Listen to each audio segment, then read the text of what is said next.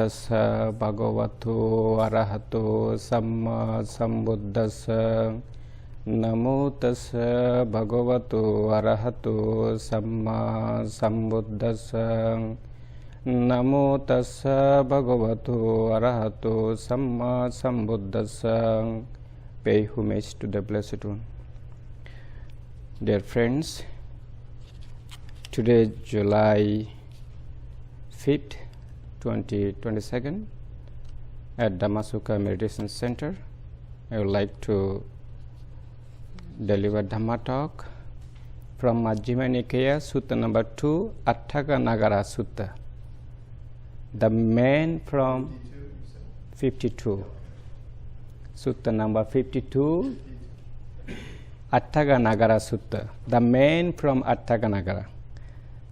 So that man, he was living in the place, the name of the Atthakanagara. So I am going to read these suttas. In this sutta you will see all the jhanas. First jhana, second jhana, third jhana, fourth jhana. So I am going to explain all of this.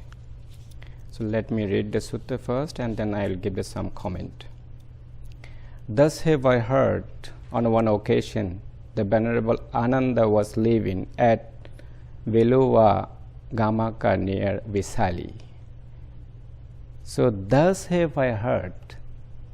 In the sutta, you will see most of the sutta, thus have I heard, thus have I heard. Who said that? This one said by the Ananda. So when the Buddha passed away, after 3 months, the first Buddhist council held in India. So Mahakassapa was the senior monk.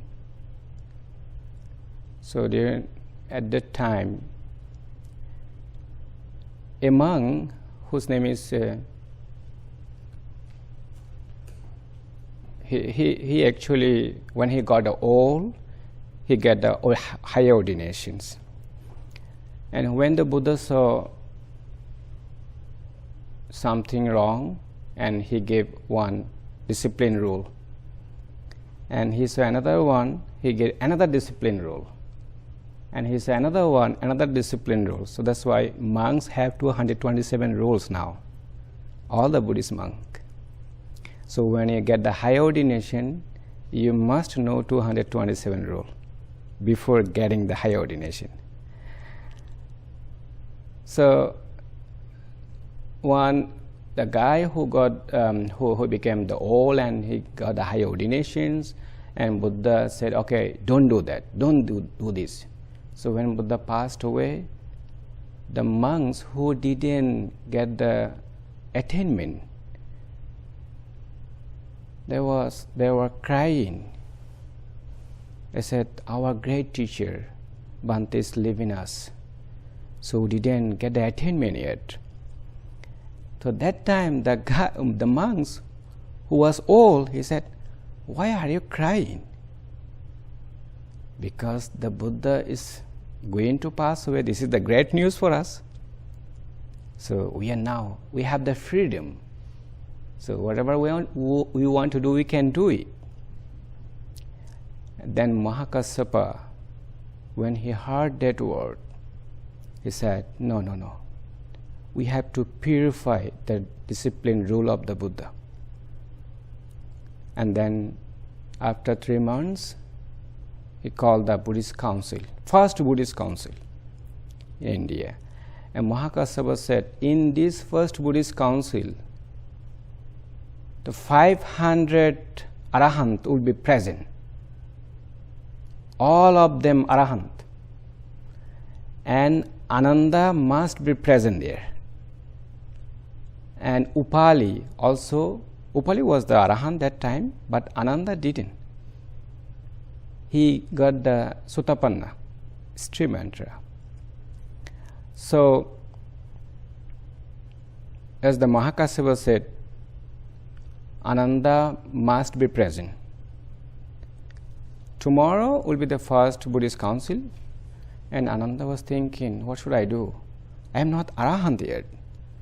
So he was thinking, okay, I have to practice meditation today.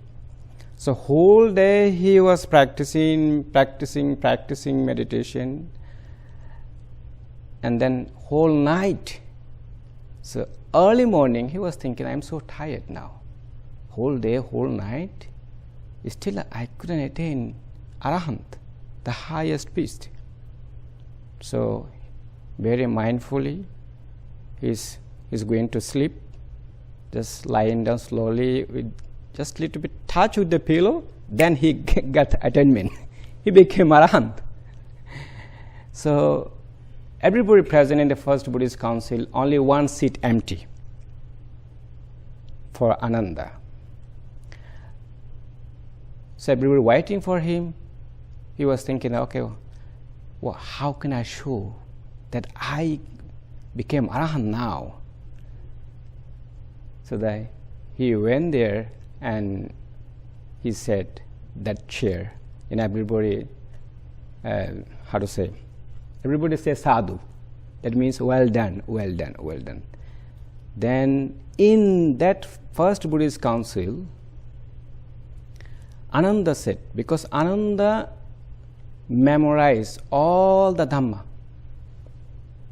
Wherever Buddha went for giving Dhamma talk, so he went with him. And Ananda said, Bhante, I can be your attendance, but I have some condition. So what condition do you have? So wherever you'll go, you have to take me, because I have to listen to your Dhamma talk. And if I don't go there, after coming back at the temple, you have to preach again to me. Then I can be your attendance, otherwise no. He said, well, no problem, I will do that. So that's why all the Dhammas Ananda could memorize. In the first Buddhist council, he said, thus have I heard. So he heard from the Buddha in the first Buddha. That's why you'll see all the suttas at the beginning, thus have I heard, thus have I heard. Okay? So I heard on one occasion the Venerable Ananda was living at Veluva Gamaka near Visali. Now at that occasion, the householder Dasama of Atthakanagara had arrived at Pataliputta for some business or other. Then he went to a certain monk in a Kukuda's park, and after paying homage to him, he sat down to one side and asked him. So he is a householder, Dasama of Atthakanagara. He is the person who was very religious. He would like to know the teaching of the Buddha. So he went to one monk and he's asking, where is Venerable Ananda? Where is Venerable Ananda? So that monk said, you see, where is the Venerable Ananda live now? Venerable sir, I wish to see the Venerable Ananda. The Venerable Ananda is living at Veluva Gamaka near Visali householder. When the householder Dasama has completed his business at Pataliputta, he went to the Venerable Ananda and Veluva Gamaka near Visali.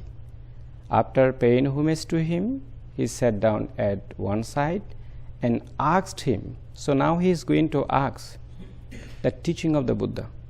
He will ask the few questions, then Venerable Ananda is going to answer. Venerable Ananda, has any one things been proclaimed by the Blessed One, who knows and sees, accompanied and fully enlightened, wherein if a monk abides diligent, ardent, and resolute, his unliberated mind comes to be liberated, his undestroyed things come to be destroyed, and he attains the supreme security from bondage that he had not attained before. So this is Atthakanagara. Dasama Atthakanagara asks these questions. Now Venerable Ananda is going to answer. Yes, Venerable, yes, householder, one such thing has been proclaimed by the Blessed One. What is that one thing, Venerable Ananda? So now he is going to explain jhanas, all the jhanas. So before explaining the jhana, I would like to say, what is the meaning of the jhana? We have to understand the meaning first. So jhana means the stage of meditation or level of understanding. So I use stage of meditation because this is very clear to me. So stage of meditation. So there are 4 kinds of jhanas: first jhana, second jhana, third jhana, and fourth jhana. So Venerable Ananda is now going to explain the first jhana. So when I teach to the meditators at the beginning, I teach the 6 R's and then 5 hindrances. So I want all of them to know 5 hindrances. What are the 5 hindrances? So number 1, sensual desire. Number 2, aversion. Number 3, sleepiness and dullness. You can see the Majjhima Nikaya Slotta and Topper, but I use sleepiness and dullness. And number 4, restlessness and anxiety. And number 5, doubt. So these 5 hindrances you must memorize. You must keep in your mind. This is the first things. And the second thing, you have to know the 6 R's. What we use usually is called right effort. But I always say harmonious practice, because we are harmony with us. I am the practitioner, so I am the harmonious with me. So these 2 things you have to know. One is the 5 hindrances, another one is the harmonious practice or 6 R's, right effort. Here householder, quite secluded from sensual pleasures, secluded from unwholesome states. Among enters upon and abides in the first jhana, which is accompanied by thinking and examining thought, with joy and happiness born of seclusion. So here you see the 5 factors. We call in Pali thinking thought, savitaka, examining thought, savichara. Then joy, priti, happiness, sukha, and unification of mind. We call ekagata. So these 5 factors, when arise in your mind, the 5 hindrances absent, not rise in your mind, so you'll think that you attain first jhana. So I repeat again.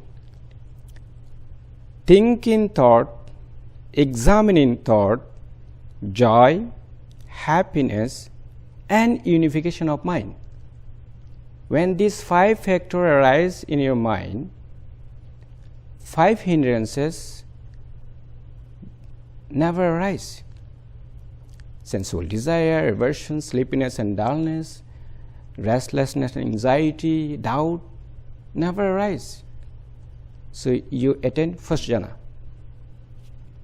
You don't need to go to Delson. Okay, my teacher, did I attain first jhana? Can you tell me? No need to ask. You will know yourself, because in this sutta is very clear. You will understand yourself.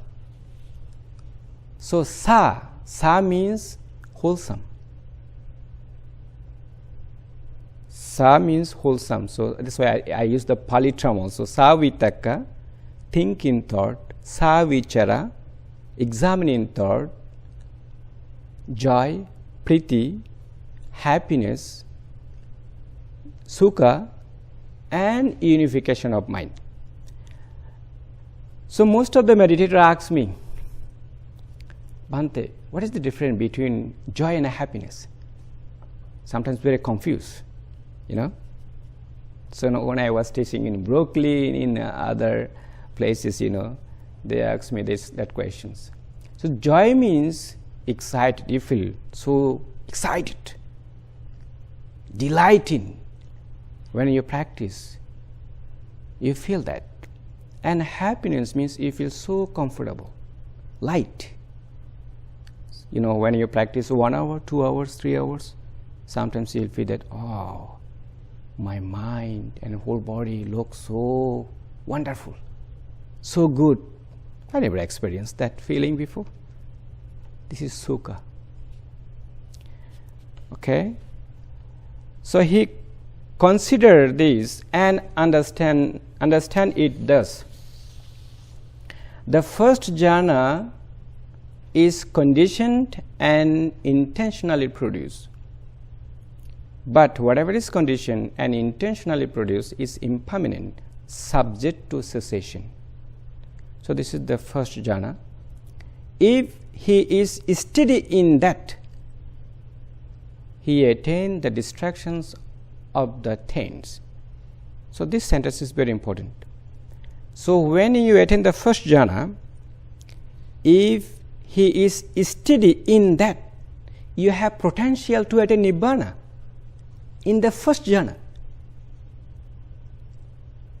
So in this sutta is very clearly mentioned that, right? But if he doesn't attain the distraction of the thing because of the desire for the Dhamma, that delight in the Dhamma, that means if you have little bit craving in your mind, you'll attain anagami, the non-returner, but you will not attain arahant. So that's why in this sutta said. Then with the distractions of the 5 lower fetters, he becomes one to the reappear spontaneously in the pure abodes. So pure abodes means the one of the realm in the Brahma world. It's called Suddhavasa. So when you become anagami, it is the one's returner. When you passed away, you will reborn in the Suddhavasa realm. It's called pure abodes. So that place, that realm, you will attain Nibbana. You'll never come back in human world, in heaven. So from there you'll go to Nibbana. You will attain Nibbana. So what is the meaning of the Nibbana? Ni plus vana. Nir plus vana, we call in the Sanskrit. They also know very well Sanskrit, I don't know whether. I know Pali and I didn't study Sanskrit actually. So in Pali we call Nibbana. In Sanskrit, Nirvana. So Nir plus Vana. Nir means no. Vana means craving or fire. No fire at all in your mind. No craving in your mind. So when you attain arahantship, the highest peace, no greed, no hatred, no delusion in your mind. So you feel happiness, peace all the time. So according to the scripture, Buddhist scripture, there are 2 kinds of nirvana. One is sa upadisesa nibbana. Another one is the anupadisesa nibbana. So sa upadisesa nibbana means when you become arahant in this very life, especially the lay people, when you become arahant, you have to get the high ordination within 7 days. Why? Because this robe, this is called the arahatta dhaja, the flag of the arahant. This is very powerful, you know. So when you attain the arahantship in this as a human, as a lay person, within 7 days, if you don't get the high ordination, you'll pass away. Because the arahatta qualities is very, very strong. So if you get the higher ordination, then you will find. So that moment you will feel so happiness, so peace. That one is called Saupadisesa Nibbana. You will feel that, you will enjoy the Saupadisesa Nibbana. You are still alive.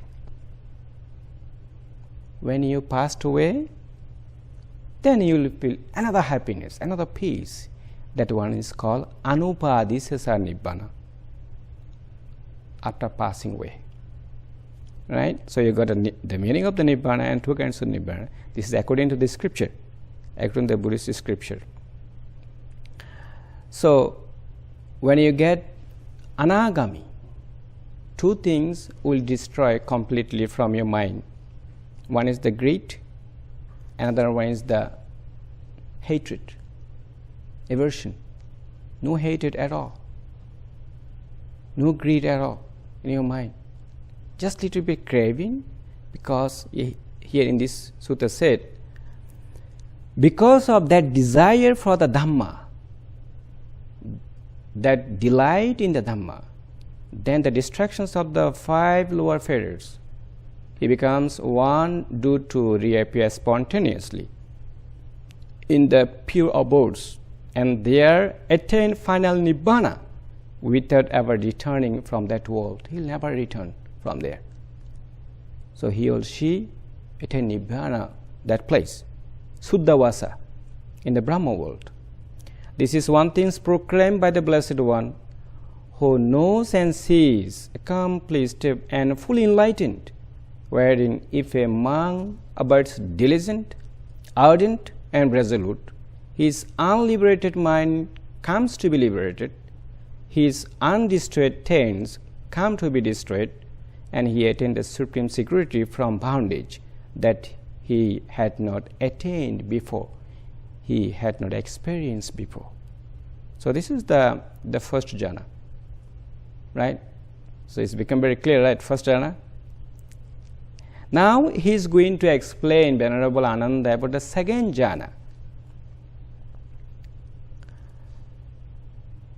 Again, with the stilling of thinking and examining thought, a monk enters upon and abides in the second jhana, which has self-confidence and stillness of mind, with a thinking and examining thought, with joy, happiness, born of collectedness.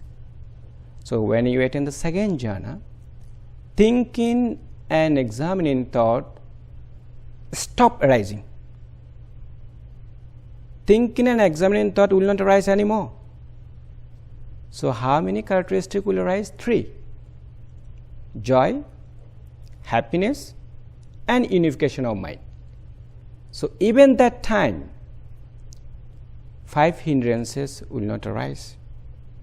If 5 hindrances arise, you drop from the second jhana, or you drop from the first jhana. So what do you have to do? You have to use the 6 R's. Recognize it, release it, relax, tension and tightness in your head, and in the whole body and mind. The Buddha explained in the Satipatthana Sutta, it's called Sutta number 10 from Majjhima Nikaya, the 4 foundations of mindfulness.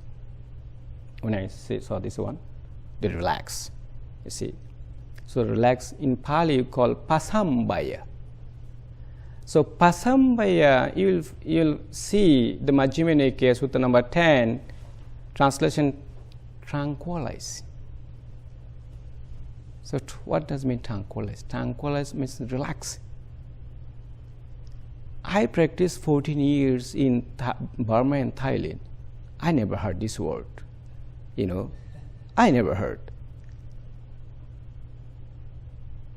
Just I practiced the Mahasi Center and other places.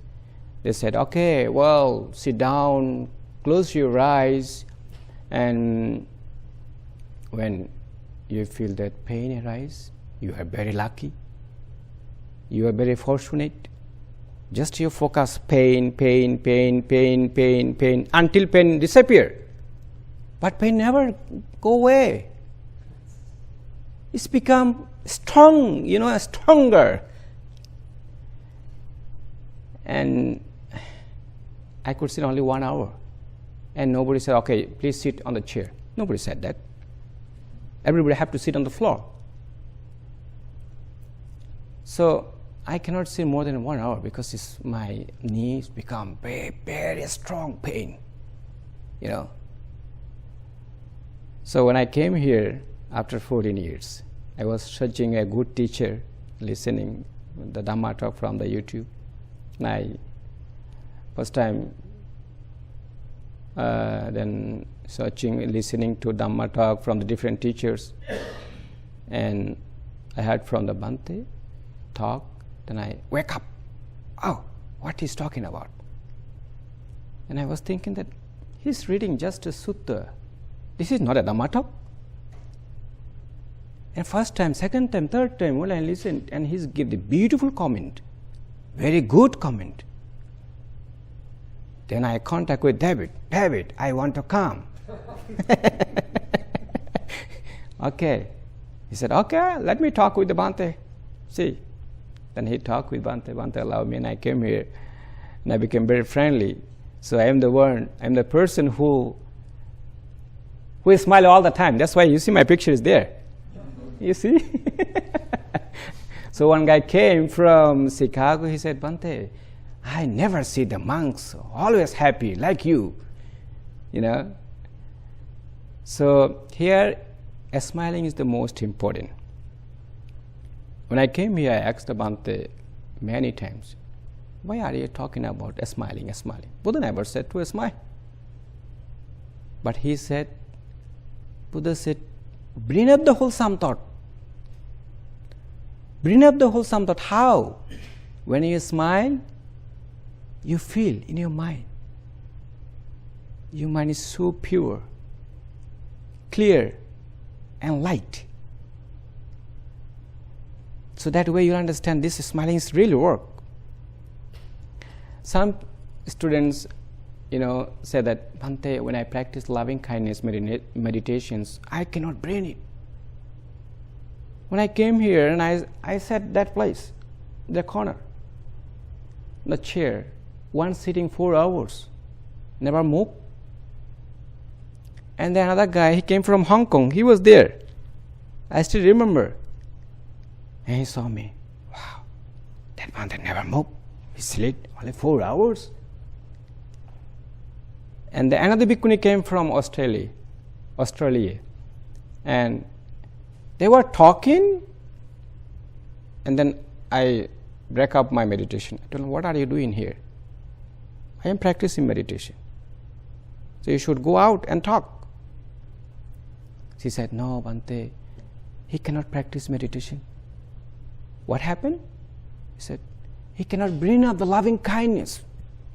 It's very difficult for him. Well, you should go to the Bhante. He'll teach you. He said, he gave me the forgiveness meditation. Even forgiveness meditation, I cannot improve. I decided to leave. I'll go back tomorrow. He said, hey, calm down. Can you tell me how do you practice forgiveness meditation? He said, when I close my eyes, I remember my ex-wife, and then how I am fighting with her. This is not the way to this is not the way to practice the forgiveness meditation. Okay, let me teach you. So we went to the dining hall, took the tea, everyone, and I told him, okay, when you was very good friend with your girlfriend, so you went to the restaurant, you took the food together, or you went somewhere, so try to bring out the happy feeling. Your girlfriend smiled with you. She was very friendly with you. Bring up that feeling to your mind and forgive her. my friend, my ex-girlfriend, be happy. I forgive you, you forgive me. Just do it that way. I forgive myself, you forgive me. I forgive you, you forgive me. So do continuously. Within 10 minutes, his meditation developed very quickly, and I went to the restroom and he came immediately. He said, Bhante, I got it. What happened? He said, what you taught me is really work now. Then he didn't leave. He continued practice 10 days, I think. He came here 10 days or 12 days or maybe 15 days. He finished his retreat. And I told him, well, this is the good sign. Go to the Bhante. Tomorrow he'll change your meditation. He'll give the loving kindness. And then he went for interview for Bhante, and then Bhante changed his meditations. So this is the practical things that happen at this center. Right? So when you attain the second jhana, you'll have the self-confidence. This meditation really worked, so I should not leave. So that guy didn't leave. He was so upset. No, I came from Hong Kong, I want to leave tomorrow. I'll go to David, I want to leave. So he was so angry. Please calm down, come out. I call him and then go outside and explain him. So that's why sometimes you have to be very patient. If you when you practice meditation here, so everything go away about your family, about your job, other things, just let it go. Just you came here for 10 days retreat, just do it. I always thought that because I stayed here about 4 months continuously at this center. Before Rani retreat, I was thinking that okay, I came from far away, 2 hours flight, 2 hours drive, and then I arrive here. So I have to practice meditation. So that time I didn't establish meditation center in New York. So I am going to give my card to all of you after my talk, so that you can visit my center in New York. So that time I was free. I was staying at the Cambodian temple in Bronx. So what do you have to do? You have to know 5 hindrances very clearly, and then shiksas very clearly. Keep in your mind. When 5 hindrances, anyone arise, use the harmonious practice. Aversion, sensual desire arise, use the harmonious practice, the 6 R's. And aversion arise, is the 6 R's. And then sleepiness, dullness arise, is the 6 R's there. And then restlessness and anxiety arise, is the 6 R's. Doubt arise, is the 6 R's. So doubt, what does it mean, doubt? What our teacher Delson is teaching here is not the right things. What the Buddha said, this is not the right things. It doesn't work. So if any doubt, what the karma, you don't believe that. Some people they don't believe. In this country, most of the people, no religion, but they want to practice meditation. They want to get the inner peace. So that's why when the people come, you see in this center, some people have other religions. Most of them no Buddhist. Even my center, many people come, they have another religion. So I told them, you human being, I'm also a human being. So you practice this meditation, try to experience. You no need to think, okay, this is Buddhist meditation, this is Christian meditation, this is other meditation. No, don't think that way. Think we are human being. That's why Buddha said, Ehi Passiku, come and see. He welcomed everyone. Everyone can come and see my teaching, my Dhamma. And please try to understand. When you understand it, practice it. After practicing, when you get a truth, experiences within yourself, then you can continue. You can continuously practice. So when you attain the second jhana, you will have the self-confidence.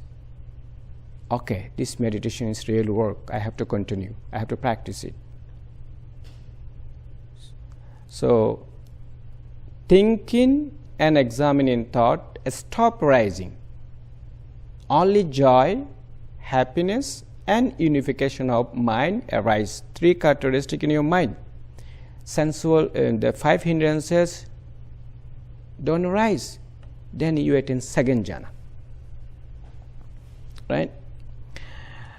If he consider this and understand it thus, the second jhana is conditioned and intentionally produced.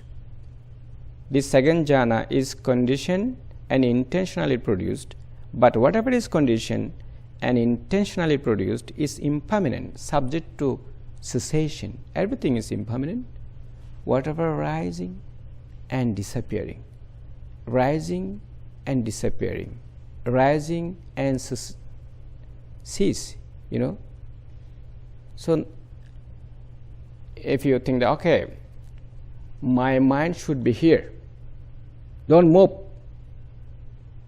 your mind never listen to you. There is no control. You cannot control it.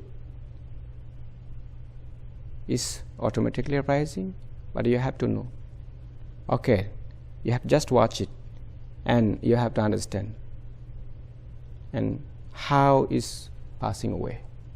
So when you know that, everything is impermanent. So I am going to explain later on here. If he is steady in that, he attains the distractions of the 10. That means when you attain the second jhana, if you steady in that position, in that jhana,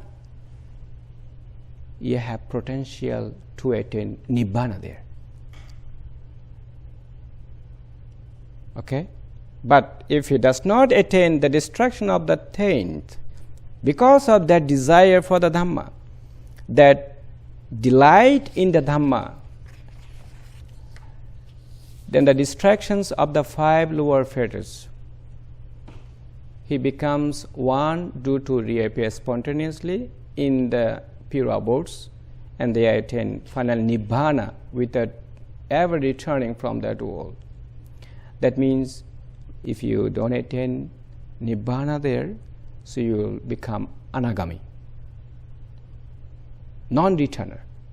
So again, when you passed away, you reborn Suddhavasa, the pure abodes, and there you let in nibbana. This too is one thing proclaimed by the Blessed One, who knows and sees, accomplished and fully enlightened, wherein if a monk abides diligent, ardent, resolute, his unliberated mind becomes to be liberated, his undestroyed taints come to be destroyed, and he attains the supreme security from bondage that he had not attained before. So this is the second jhana, right? So second jhana also very clear.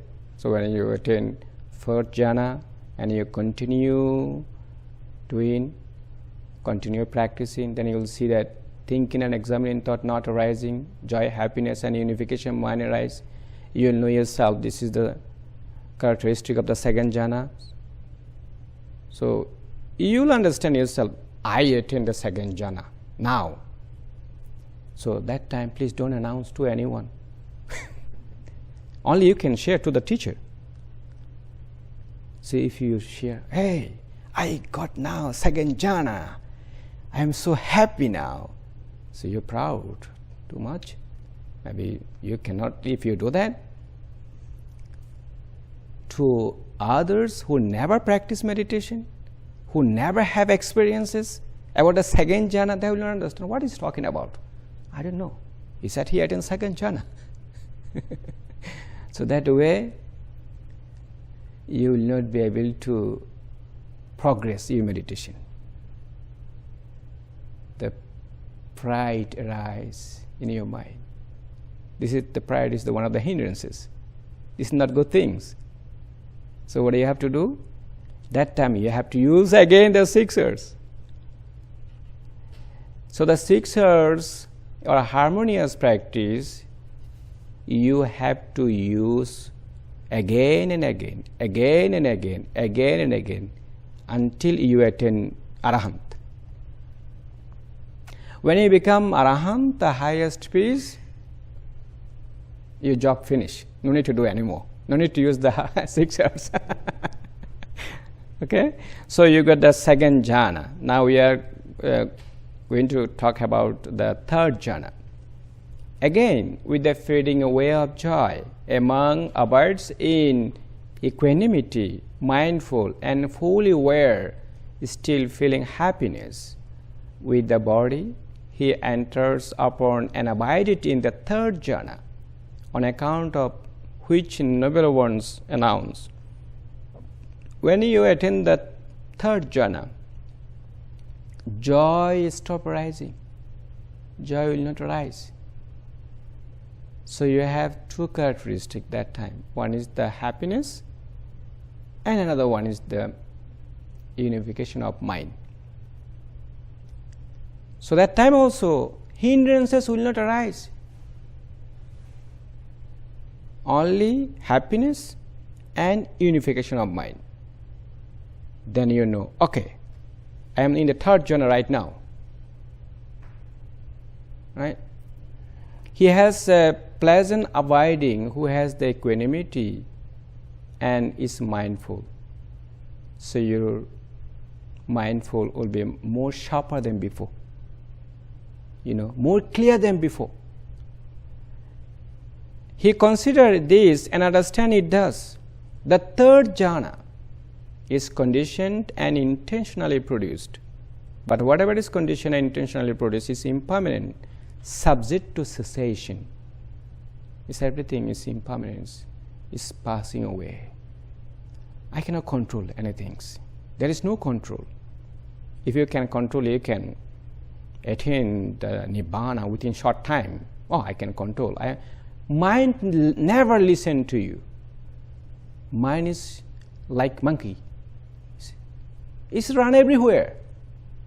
You see, some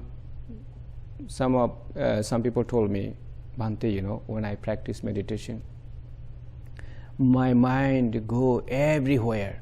I cannot control. What should I do? So here one thing we have to know that when we practice meditation, hindrances arise again and again, again and again, again and again. Why? But some people, when they close their eyes and within 5 minutes, 10 minutes, they can develop their meditation very, very well. So some people cannot, even a few seconds. They cannot control their mind. They cannot focus in their meditation. Hindrances arise again and again. Use the 6 R's, arising 6 R's, arising 6 R's. Because in the past we broke the precept. So that's why. So I give him today. I ordained him actually, and I gave him new name, Atthakanagara. So he will give you the 8 precept. So what is the meaning of Atthakanagara? Metta means loving kindness. Metta plus ananda. Ananda means enjoy. So one who enjoy the loving kindness is called Atthakanagara. Beautiful name, right? So he gave every morning 8 precept. So when you during the retreat, please don't break up the precept. If you break up, go to him. Atthakanagara, please give me 8 precepts again. I broke up 1 precept. Then he will give you again. So that way you will not feel guilty. Okay, when you feel the guilty, what will you feel? For example, you are practicing meditation, one sitting 2 hours, 3 hours. So when you think that, oh, I broke up one precept, you will not be able to sit even 30 minutes. You feel restless. Hindrances arise again and again, because you already know you broke up the precept. So that's why you have to be purified again. So every meditation center, we talk about, keep the precept first. In the Buddhist scripture, we call dana, giving generosity, sila, morality, or keep the precept, and bhavana is called meditation. So, giving generosity, why we are doing that? Our mind very strong of craving, very, very strong. So when you give up something, then all your craving will reduce slowly. Your greed will reduce slowly. And second things, you keep the precept. That means you purify your mind. You understand your mind is so clear, so pure, very clean. Then you practice meditation, you will see your meditation will progress very, very fast, very quickly. That's why the precept is most important at the meditation center. So whenever we teach to the others, please keep the precept. Don't break the precept. The precept is very, very important. So, in the third jhana, the same things, you see the repetition a lot here. Why did the Buddha repeat, first time, second time, third time? Why? In the suttas, you'll find that repetition, first time, second time, third time, because during the Buddha's time, the Buddha was teaching to the uneducated people, to the farmer, and to the some people who never have education. He used very simple language. First time he delivered talk to them, they couldn't catch it. And second time he said again, they understood little bit. And third time he said again, it's become clear. And they became three mantra. Sotapanna, Sakadagami, Anagami, even Arahant. You see? That's why you'll see most of the suttas in Majjhima Nikaya, Samyutta Nikaya, he repeat one time, he said one time, and second time again repeat, third time again he said. So this is the reason, every sutta you will get it. So if he is steady in that, he attains the destruction of the taints. But if he does not attain the destruction of the taint because of that desire for the Dhamma, that delight in the Dhamma, then with the destructions of the 5 lower fetters, he becomes one due to the reappear spontaneously in the pure abodes, and they attain the final Nibbana without ever returning from that world. This too is one thing proclaimed by the Blessed One who knows and sees, accomplished and fully enlightened, wherein if a monk avoids diligent, ardent and resolute, his unliberated mind comes to be liberated, his undisturbed taints come to be destroyed, and he attains the supreme security from bondage he had not attained before. So this is the third jhana. When you study on that, you have potential to attain Nibbana there. Okay? Now he's talking about the fourth jhana. So you got now 3 jhanas already, become very clear, right? So you have to know all those jhanas, if you know very clearly, you can, when you finish the retreat here, you go back at your home, you can practice at your home, in your room, you practice yourself. Oh, now every day I usually practice early morning. Early morning is the best. Everybody quiet, just wake up early morning and practice at least 1 hour. So this practice not less than 30 minutes. Some people say, okay, I practice only 5 minutes. No, not enough. 5 minutes not enough.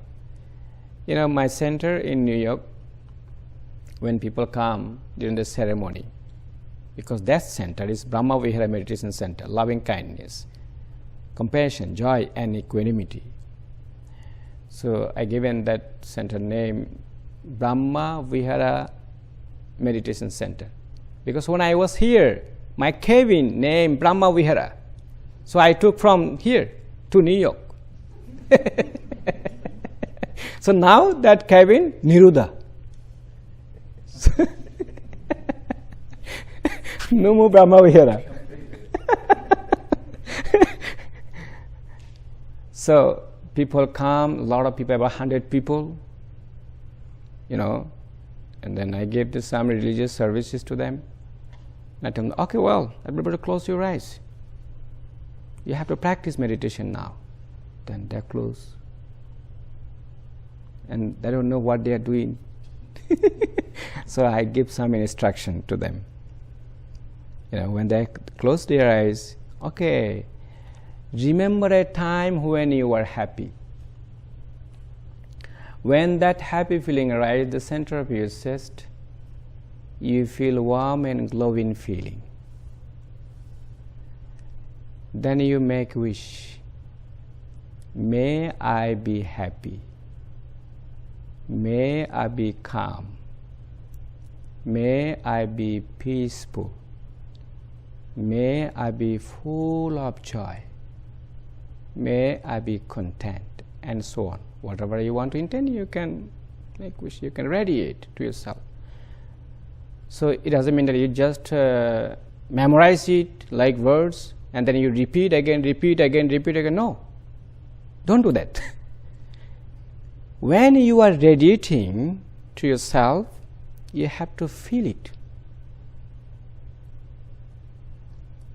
And you have to smile all the time. Some people say that, Bhante, loving kindness is not rising in my mind. What should I do?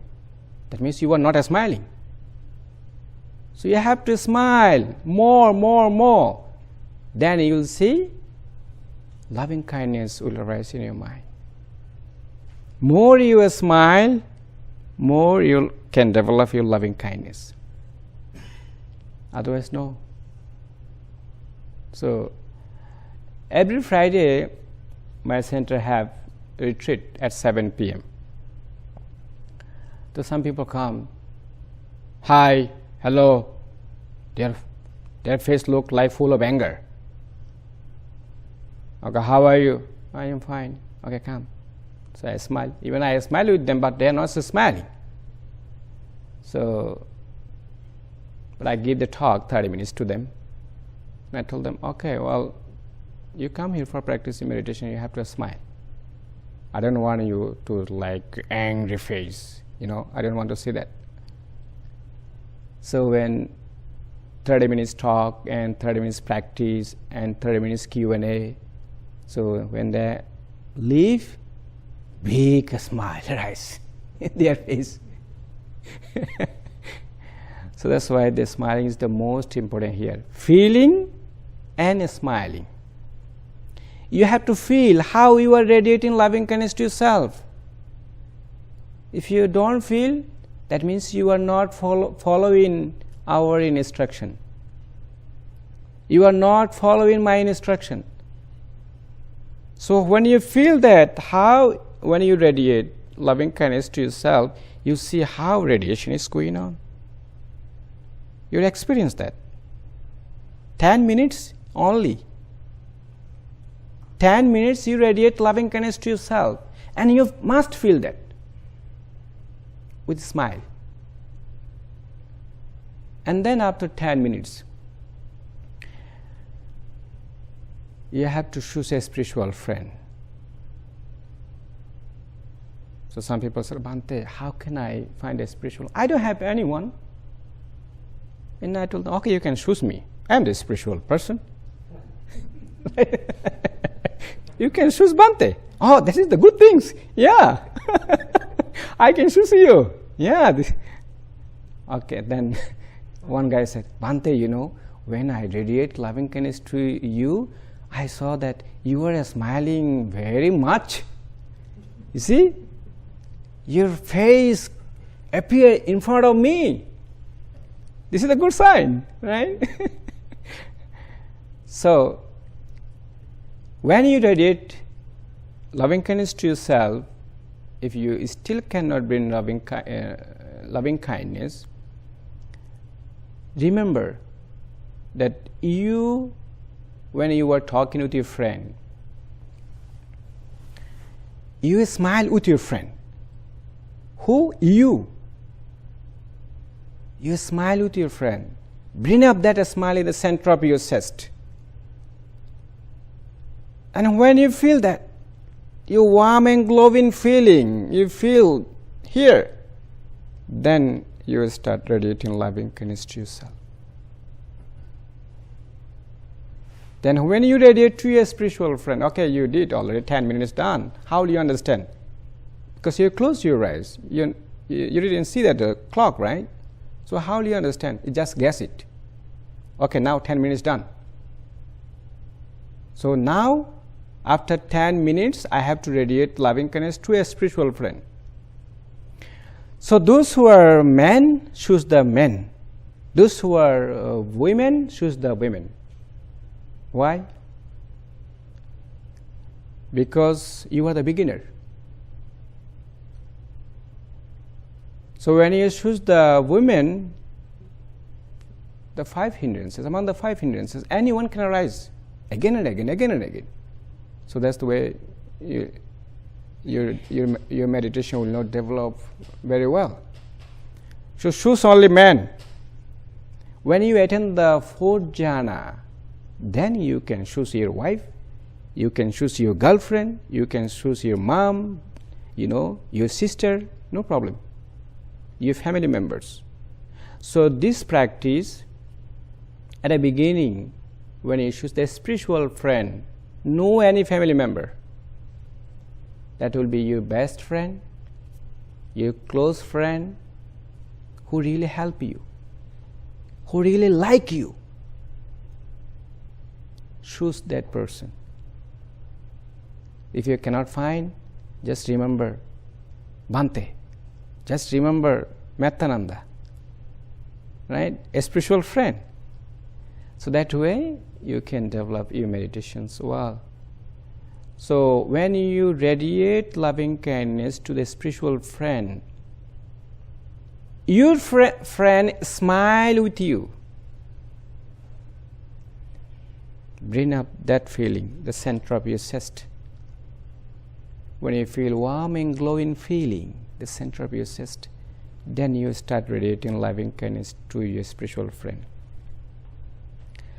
May my friend be happy. May my friend be calm. May my friend be full of joy. May my friend be content. You see how your radiation is going to your friend. You feel that. How his radiation is spreading to him. So yesterday, what is her name? She asked these questions. When I radiate loving kindness to my friend, how he or she understand? Let me give you one example. After practicing here at Dhammasuka Meditation Center, when I returned back in New York, I chose a spiritual friend, one Cambodian monk, with who I live. He's very kind and very respectful for person, you know. He's like my elder brother. And I bring up his face, his smiling face in front of me, and I started radiating loving kindness to him. When I returned back to New York, and I said, Bhante, I choose you as a spiritual friend, and I started radiating loving kindness to you. Did you feel it? He said, yeah, I feel that. I felt that. He said it. I don't know how did he feel it, but I just asked him. He said, I felt it. And now you look very different. So this is the two example. Yesterday I gave one example, today another example, right? So when you radiate loving kindness to a spiritual friend, so you'll see this is the good for you and good for your spiritual friend. And also you will attain the jhana. So jhana is, if you don't continue practice, you may drop. So you have to again practice. Then it will come again very quickly. Right? So this is the third jhana. Now I am going to explain the fourth jhana. Again, with the abandoning of pleasure and pain, with the previous disappearance of joy and grief, a monk enters upon abides in the fourth jhana, which has never pain, nor pleasure, and purity of mindfulness due to equanimity. He considered this and understand it thus. Again, he is going to repeat the same sentence. The fourth jhana is conditioned and intentionally produced. But whatever is conditioned and intentionally produced is impermanent, subject to cessation. If he is steady in that, he attains the distractions of the taints. That means if you steady in the fourth jhana, you have potential to attain nibbana there. You see? But if he does not attain the distractions of the taint because of that desire for the Dhamma, that delight in the Dhamma, then with the distractions of the five lower fetters, he becomes one due to reappear spontaneously in pure abodes. And they attain final nibbana with ever returning from that world. So again he attained anagami and reborn in the Suddhavasa realm, Brahma world, and there he attained nibbana. If you have little bit craving, you know, then with the distraction, this too is one thing proclaimed by the Blessed One who knows and sees, accomplished and fully enlightened, wherein if a monk abides in diligent, ardent, resolute, his unliberated mind comes to be liberated, his undestroyed taints come to be destroyed, and he attains the supreme security from bondage that he had not attained before. So here one thing he explained very clearly. A monk abides diligent, ardent and resolute. That means you have to practice continuously. Every day. So if you think, okay, I went to Dhammasuka, I did a 10 days retreat, done. I became Sotapanna, I attained the jhanas. No need to do anymore. So if you think that way, you'll never attain Nibbana. So here said, a monk abides diligent, ardent, resolute. Please practice continuously even if you go back at home. at least 1 hour, right? At least 1 hour. So when you attain the fourth jhana,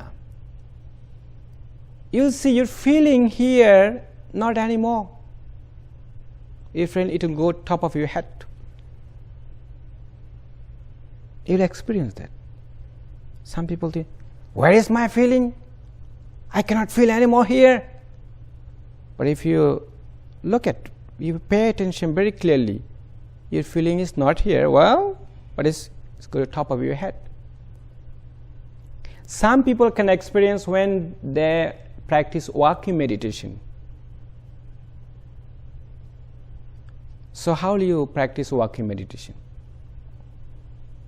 You sit here 1 hour, 2 hours, 10 minutes, radiate loving kindness to yourself, and 20 minutes or 30 minutes or 1 hour, 2 hours, you radiate loving kindness to a spiritual friend.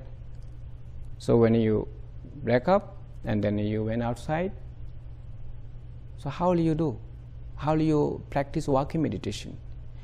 You walk normal pace. Don't look at left side, don't look at right side. 2 hands away. Just look at there and walk normal pace. Stay with a spiritual friend. Radiate loving kindness to a spiritual friend that time when you are practicing walking meditation. You have to stay with your spiritual friend. You are taking shower, whatever activities you are doing, stay with the spiritual friend. So this practice all the time. Not only just only come here and then you sit, practice, and when you go outside, no mindful, not like that. All the time, whatever activities you are doing. So when you come back again and again sit, radiate loving kindness 10 minutes to yourself, and then the rest of time to a spiritual friend. Right? So some people, when they do walking meditation outside, their mind, their feeling is not here. They feel that their feeling is here. That means they attain the fourth jhana. You see? So that's why some people cannot attain fourth jhana or first jhana, second jhana, third jhana when they do sitting meditation. But when they practice walking meditation, they can get it. It's different other people, you know. So when you think that your feeling is not here in the center of your chest, it's already go top of your head, then you wait in that moment, that time, your mind will be so balanced, you know, the more equanimity arises in your mind. So that time, you will be the advanced meditator. So when you become advanced meditator, then how do you practice? You do the same things? No.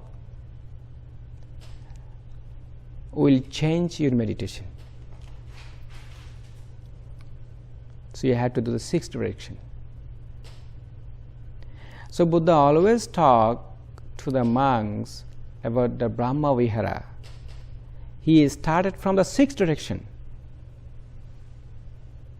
because those monks are advanced meditator. You know, so when you practice loving kindness, through the loving kindness meditation, you can attain first jhana, second jhana, third jhana, and fourth jhana.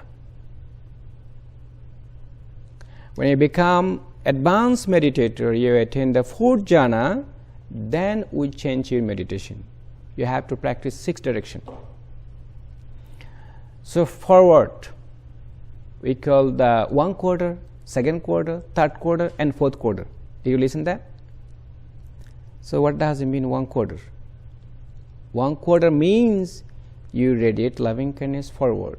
May all living means it's from here, because your feeling is not here, right? It's feeling from your feeling is here. May all livings being, all living beings be happy, peaceful, free from suffering, then you see your radiation will go from here to the forward. You'll see it will go slowly, but not too fast. Okay, don't be a hurry.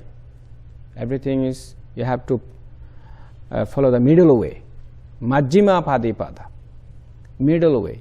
You see, just radiate, and you see how your radiation is going on forward. It's called 1 quarter. Second quarter from that side, back side. Third quarter